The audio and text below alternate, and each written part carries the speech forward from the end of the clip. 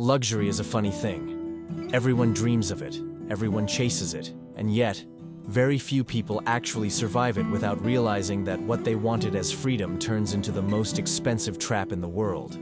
Imagine waking up in a mansion so big that your GPS can't find your own bedroom, drinking coffee from a gold-plated mug while wondering why the electricity bill alone could buy a small car.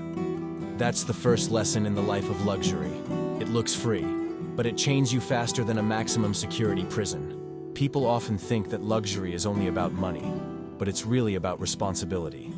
The moment you step into a lifestyle filled with Ferraris, penthouses, and private islands, you're signing up for stress levels previously reserved for world leaders. Take, for example, Mike Tyson. The man made hundreds of millions of dollars, bought tigers, islands, and a mansion that could host a small army, yet he filed for bankruptcy. His money didn't buy happiness. It bought chaos, pet-related lawsuits, and probably a lot of confused neighbors wondering why a tiger is sunbathing in the backyard. Even social media influencers know this trap. They post pictures of floating in infinity pools, sipping cocktails that cost more than a week's groceries for the average person, while their reality is a collection of unpaid bills and credit card statements. Luxury becomes a prison when the things you bought to show off start showing up as bills, responsibilities, and a constant reminder that no matter how rich you are, you can never truly relax. Cars are another golden chain.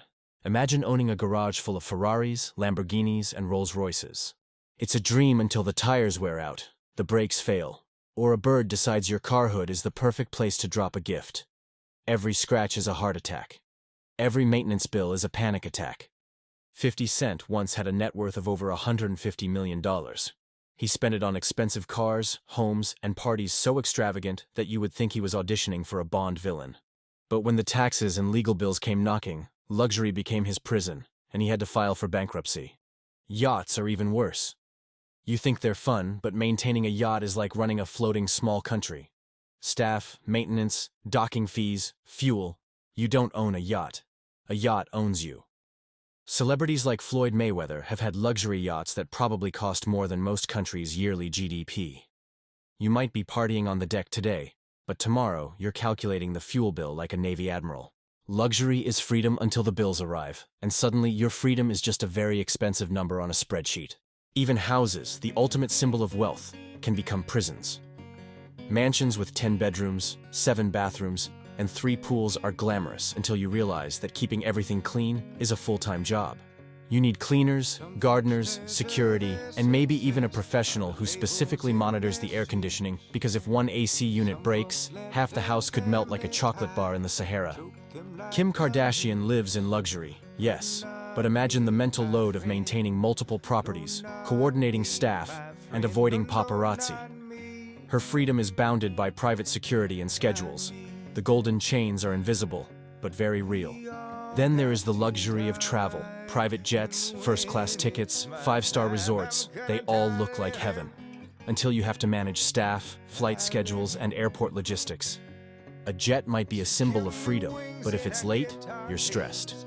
If the pilot calls in sick, you panic. Luxury vacations are a mix of relaxation and management nightmares. Jeff Bezos owns multiple private jets. Do you think he just hops on and enjoys the flight? No. There are schedules, maintenance, staff management, and security clearances. Luxury gives the illusion of escape while doubling the responsibilities. Even personal relationships get caught in the trap. Dating while rich is a full-time reality show.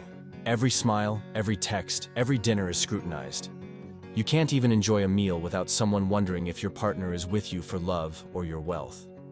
Real-life examples include Prince Harry and Meghan Markle, whose every outing was analyzed in detail. When luxury enters love, privacy exits. Suddenly, romance feels like a performance, and your mansion becomes a stage rather than a home. Luxury can also make mundane problems absurdly complicated. Imagine trying to throw a birthday party in a mansion with multiple pools, gardens, and guest houses. You need permits, security, catering, coordination, and insurance for every activity. A simple cake cutting becomes a multi-million-dollar event. Celebrities like Kylie Jenner can host parties that look effortless on Instagram, but behind the scenes, there is a team bigger than most small businesses managing chaos. Luxury, in this case, is less about fun and more about management disguised as glamour. And then, there's the social media illusion. Everyone wants to flex, but very few realize that Instagram posts are mostly debt with a filter. People buy luxury to impress people they don't like, with money they don't have, in places they cannot afford. The pressure to maintain appearances is constant. The moment your audience stops liking your posts, the golden chains tighten. Luxury isn't free. It's a full-time performance with no breaks. Sometimes the absurdity of luxury is hilarious. Imagine owning a pet tiger, a gold-plated toilet, and a closet full of shoes, but not having enough time to actually use any of it. Luxury often comes with a schedule so tight that you're busier than someone working 9 jobs. The irony is that you have everything you wanted, yet you can't enjoy it because the lifestyle you created requires your full attention. Luxury also traps time.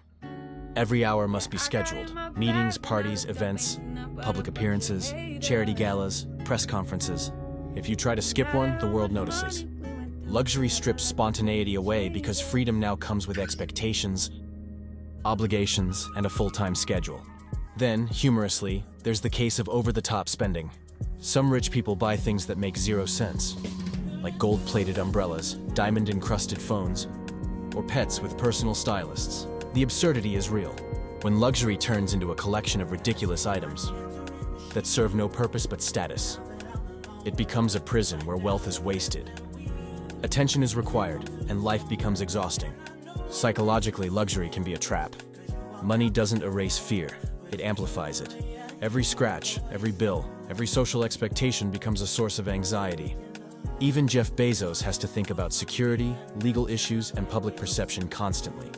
Luxury is not freedom. It's a golden cage where everything is polished, shiny, and stressful. And then there's the extreme exaggeration side. Imagine someone buying a $5 million mansion only to realize the air conditioning costs $50,000 a year to run. Or a private jet owner discovering that one flight requires more paperwork than most countries' immigration offices. Luxury magnifies problems because the stakes are so high. Every minor issue becomes a crisis, and every mistake costs a fortune. Even food and luxury can become a prison. Celebrities eat in Michelin-starred restaurants or hire personal chefs, but their diet is under scrutiny. One social media post showing them eating a burger might spark outrage. Luxury brings pressure, and even something as simple as eating becomes complicated. Then, humorously, there's the case of over-the-top spending. Some rich people buy things that make 0 sense, like gold-plated umbrellas, diamond-encrusted phones, or pets with personal stylists. The absurdity is real.